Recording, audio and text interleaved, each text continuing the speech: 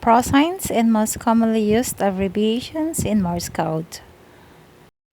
PROSIGNS or procedural signals are shorthand signals used in radio telegraphy. They are special characters made by running two characters or letters without any spacing. For example,